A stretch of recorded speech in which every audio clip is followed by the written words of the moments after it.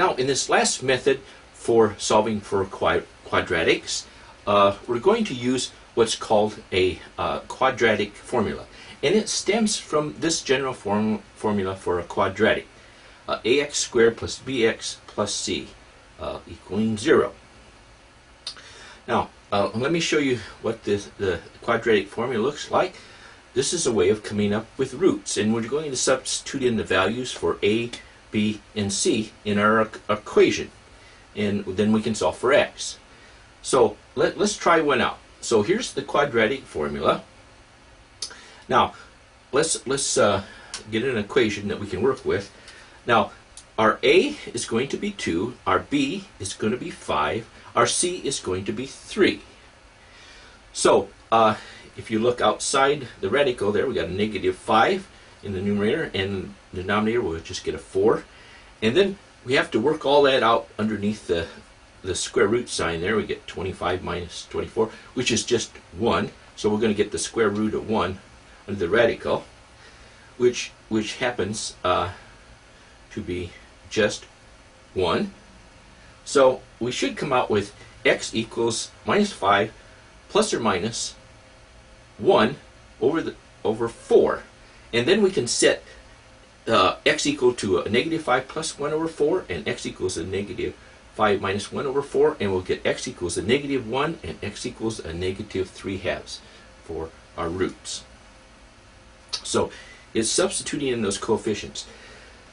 And okay, now let's take a closer look at the quadratic formula here, and look underneath the radical there. We got b squared minus 4ac. This is called a discriminant. Now, if the discriminant equals 0, we get double roots, 2 roots that are equal to each other. If it's greater than 0, we get 2 unequal numbers, like we did in the last case here. And if it's less than 0, we get 2 complex numbers. So let's go back to that same equation, and let's just work out the b squared minus 4ac. So this is what's underneath the radical, and remember we came out with 1.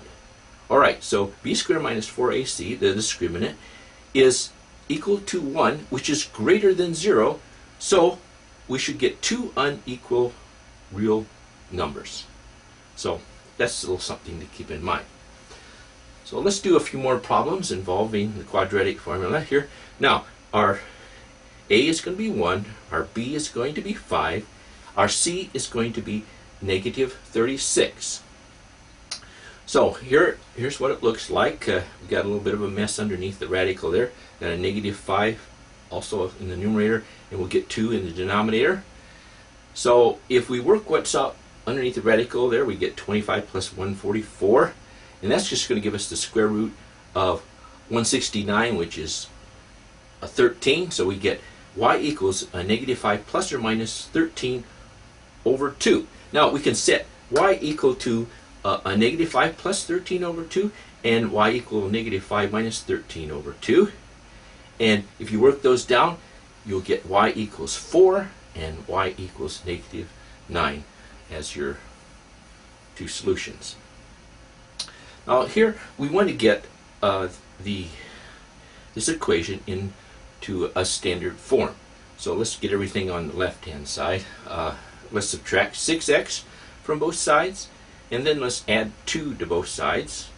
Now our a is going to be 3, our b is a negative 6, and our c is a 2. So substitute those in to our formula here. So we'll get a 6 plus or minus whatever's under the square root over 6. So all that underneath the square root comes out 36 minus 24, or 12. And now we can take that, we can pull a 2 out of underneath from the square root of 12, because it's 4 times 3. And we'll get 6 plus or minus 2 times the square root of 3 over 6. And then we can reduce that down, and x will be equal to 3 plus or minus the square root of 3 over 3.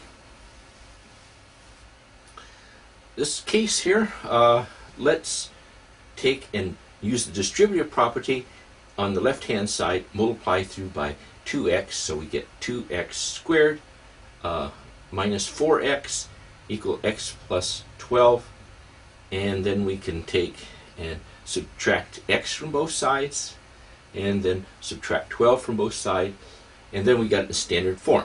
So our A is 2, our B is negative 5, our C is negative 12. So we'll get x equals plus 5 plus or minus whatever's under the square root over 4. So if you work all that mess out underneath the radical there, we should eventually come out with the square root of 121, which is 11. So we'll get x equals 5 plus or minus 11 over 4, and then we can take and set x equal to 5 plus 11 over 4 and x equal to 5 minus 11 over 4, and work that out, and you get 4 and negative 3/2. This one here, we got to get it into standard form, and what we could do is subtract 4x from both sides, and then add 11 to both sides, and there we are. So our A is 2, our B is negative 4, and 11 is C. Substitute that into our quadratic formula, and outside there we'll get a plus 4 plus or minus what's underneath the square root over 4. And if you got your calculator handy, you can eventually end up with the square root of negative 72. Now 72 is 2 times 36, and then we have a negative to deal with there. So we can pull out an I and a 6 as part of our work down here.